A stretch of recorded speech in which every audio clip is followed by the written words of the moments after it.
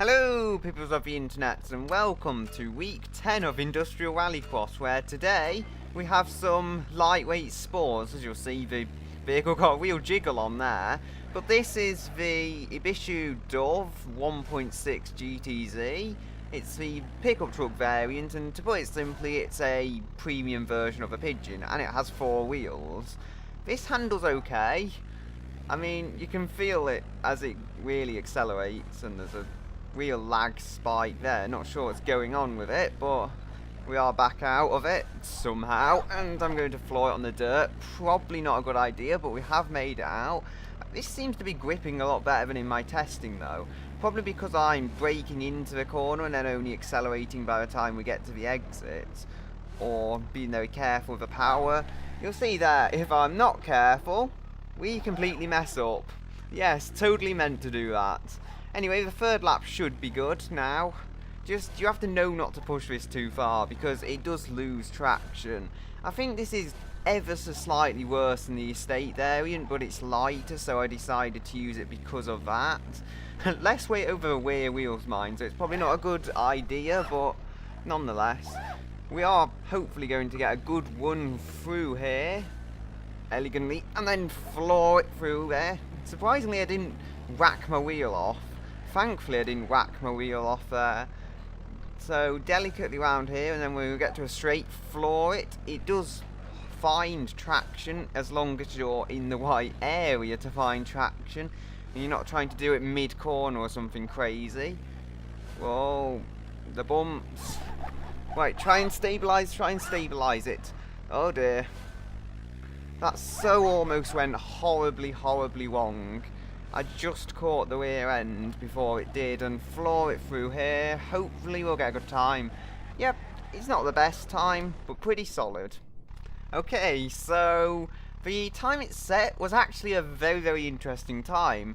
Why do I say this? Because it's exactly 0.1 seconds below the Ford LTD. I mean, what are the chances? Exactly 100 milliseconds quicker. Or slower, should I say.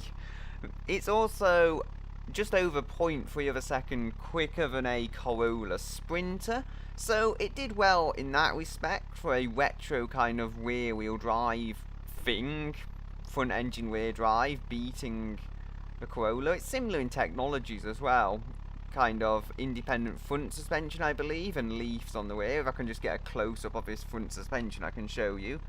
Yep, and that's very similar to what the Corolla was using. I believe even the same technology is possible. So, you know, it did well for the kind of thing it is, although I feel it could have been better. We must bear in mind, though, there is an all-wheel drive variant, so it will be interesting to see how that does. And yes, I am just tearing the vehicle apart for no particular reason. There we go. I've made the vehicle better. Yes, look at all that weight on the rear wheels to help it grip now. Seriously though, we need to move on to the next vehicle. And here we have a far more ridiculous contraption than the Ibishu Dove. It is actually another Ibishu. It's the Ibishu Covet Monster. This is a very light vehicle weighing 910 kilograms, and it makes who knows how much power. And best of all, it actually gets round corners quite well. I mean, it is front wheel drive, I believe, to keep weight down.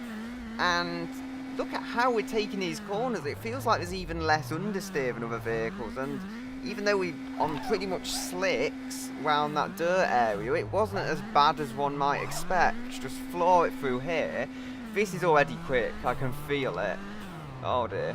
It's almost like a cart. It handles well. The suspension, it feels far too firm for the terrain we're on, or the kind of lumpy road, should I say, but we are getting round them. Again, the advantage of being front-wheel drive. The Ibishu Dove, if that had crazy power and crazy grip, just because it's rear-wheel drive, it would be easier to knock it loose and throw it all over the place. This, it's not quite so easy. It'll understeer, but understeer is far better than oversteer. Wow, this is a good car. I've not even looked at how quick I went on the second lap because I'm trying so hard to focus into the third lap and get the best time I can. Come on. I really can't even look to the side for 1 minute though, because we're just going so quick. It's a compliment to a car, if anything, that I'm able to push it this hard and floor it into there. The wall actually turned us quite nicely. I can only fear what I'm doing to my axles by throwing them about like this, but we're across the line. Second lap was the best, but we are a quick time for a front wheel drive. So, this has been a very pleasant surprise actually.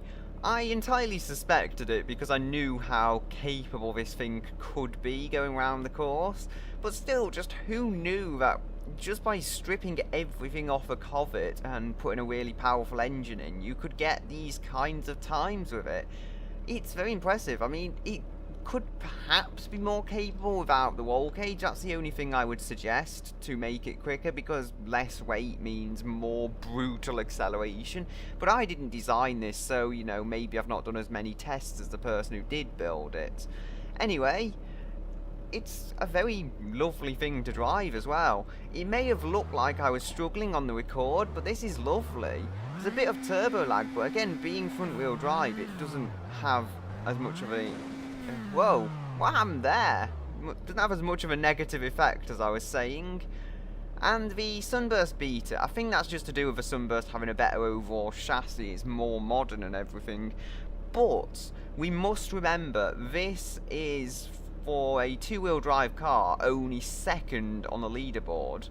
So I'm very, very happy with the time.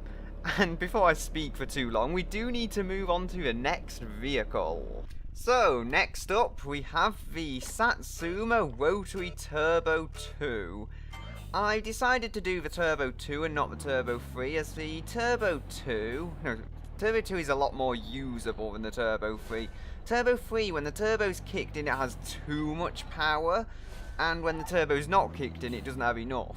This does have some turbo lag, but when the turbo's kicked in, I know I can at least use all, or almost all, of the power, as I say, and yeah, I spin as I say I can use all the power. Engine's off, but no, it's on now. I say you're on. Yeah, this is going to be a pretty poor lap because I'm basically just playing in the mud. These tyres really do not like the mud. I think they might be racing slicks. Still, at least we know that now. At least we know that into the first lap, and we've not gone to the third lap before realising that the tyres hate mud. So, hopefully we'll get round. It doesn't feel too bad though. It really does handle quite well. It's just the dirt. The dirt is its sworn enemy. I can only imagine how bad the Turbo 3 would be on the dirt. Still, we're going to get round this course, whether it likes it or not, so hopefully just delicately. It is rear-wheel drive, remember. It's a relatively powerful rear-wheel drive. It's not like that Covet we had before, where you can just floor it to a certain extent because it's front-wheel drive and you know it will take it. It's not like an all-wheel drive car where you have extra driven wheels. It's a rear-wheel drive car, so at times you do just have to be careful, and I got a kick of power there when I really didn't want it. It has held itself together though. To me, it feels quite slow. I'm not looking at the time. Again, this dirt is a horrible section, so I have to use quite a bit of my focus here. And I've messed it up a bit. Kind of recovered, but I don't think it's going to help my time there. I think I've already thrown it away. Second lap was a 32, and the third lap is a 35. We still got a good second lap, though. So, here we have our Satsuma, and I think it's at least fairly reasonable to call it a sports car now. You'll see it's got a fairly high centre of gravity actually, considering that and the fact that it's on leaf springs all around. It actually did quite well. We can also open the front and rear like that. The engine is beautiful in here. Look at all that modelling, probably why they let you open it. And we have a tyre in the back, which is the wrong tyre for the car, so it's pointless. Yeah, you can't throw it out. I've tried that, believe me. Anyway, it's done okay. It was between the Burnside Rally car and the Ibishu Dove GTZ wagon, so by no means a bad vehicle, and, you know, not the fastest in the world, but not the slowest either, so it's done a decent enough job. If I just show you the interior before I ruin it, you know, I'm happy with the time it's set. I feel it could have done better, but then if I tried the higher end variant, it's safe to say that wouldn't have done very well, because it would have just had too much power for its own good. But anyway, we do have to move on to the next vehicle, so on we go. Next up, we have a Charmand Wyvell. It's actually all-wheel drive, even though it states it as a front-wheel drive in one of the menus, which is strange. Also, my dashboard's gone on holiday. I'm aware of that, but the core elements of the car all seem to work, so I'm happy enough with that, and got a nasty slide there. Hopefully we can pull it through the other side. As I say, it is all-wheel drive, the only all-wheel drive car I've got today, weighing about 1035 kilos, so getting quite close to my self-imposed weight limit at the moment. But we are still light enough, so that's always something. Oh, whoa, whoa, whoa, whoa, whoa, whoa, whoa. That's a way to attempt the corner. Oof. Thankfully, I don't think I broke anything major. The radiator's gone. Just hopefully that part will stop going, and there's so many camera angles. If that's not lost it for me, I don't know what has though, because that bonnet is so annoying. It's blocking up most of my view, so I have to just try and use my memory to navigate the course. This is probably the weirdest problem we've had of the entirety of the series. No dashboard and a bonnet that refuses to get out my way. So I'm sorry that I'm massively misjudging the braking points and everything. I just can't tell where I'm supposed to go. It seems to have settled a little now, so we're getting somewhere with that. The oil seems to be getting a little hotter, but it's quite hard to look at that and attempt to drive with the already very limited visibility. Having said that, it does drive quite well. The all-wheel drive gives it plenty of grip even on the dirt, and I will sometimes get nasty slides like that. It's not quite as predictable as a front-wheel drive vehicle, and I probably shouldn't be driving this, but hey, we are gripping nicely through there. Not sure what tyres it's on. I'm thinking it's standard road tyres, and we're going to floor it here and just hope. No, second lap was still the best, amazingly. Okay, so our final vehicle is an interesting one. It's the Ibishu City Mar. Got a lot of Ibishus this episode, but this is the City Mar S, which is the sport version. It seemed to be the most capable version I could get within my weight limit. This is 1045 kilograms, so it runs quite close. The race version is probably quicker, but it's 1065 kilos, so it's a bit too heavy for me to use. I will use that at some point though and see how it does, just not today. And we are going quite well. I mean, these tyres and wheels, they look very average from the outside, but they grip surprisingly well, and it has a dual overhead cam engine. I don't believe it's turbocharged, but I would guess it's the same engine used in the race version, just without the turbocharger, so it should be a fairly solid package overall, and it certainly is getting round the corners. This City Mar is supposed to be a kind of cheaper version of the Miramar that was released in third world countries when the Miramar had gone out of production elsewhere. But it is basically a Miramar, just a different variant of it. And we are very nice onto the third lap here. It's not a perfect drive, I'll admit that much, but it drives quite well. Also with some chrome around the windows. I feel like that should have been got rid of to really emphasise that it's a cheap car. You can't tell so much on the silver paint colour I've chosen, but that is the case. I decided to go with silver because it seems like a fairly generic colour that a lot of people, at least in the early 2000s, were getting their cars in, so I thought it would be a good generic colour for this. Okay, so the result was actually quite impressive here. It was only slightly above the two cars that went prior to it, but still, for what is essentially a 60s sports car, that is not bad at all. Just the grip that this thing provides, as well as a decent engine, it all holds together very, very well around this course, and that has given it a very, very solid time. But you know, I have to tear bits off because I'm angry. There we go. No spare tyre this time, though. Disappointing. Ibishu, you let me down.